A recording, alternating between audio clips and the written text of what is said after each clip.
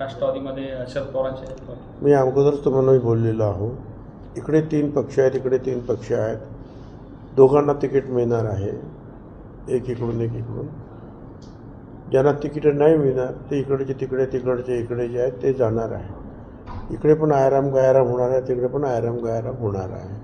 तर त्याच्यामध्ये फार आता काही नाविन्य आहे असं काही वाटण्याचं काही कारण नाही. आता आणखीन जोरात काही लोक जे आहेत, एखाद्याच्या वाट्याला एखाद्या पक्षाच्या वाट्याला ती जागा येते, परंतु त्याच्याकडे उमेदवार जर योग्य नसेल, मजबूत नसेल, तर दुसरीकडचा तो उमेदवार ते कोण इच्छुक असेल तर त्याला ते घेणार.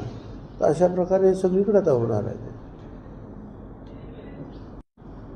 ठीक आहे, गेलेत ना म्हणा, कशासाठी तरी गेलेत ना. ठीक आहे, आता काय, आता निवडणुकी आता आलेल्या आहेत, त्या निवडणुकीमध्ये आता उभे राहा आणि बघा काय होतं ते. साहेब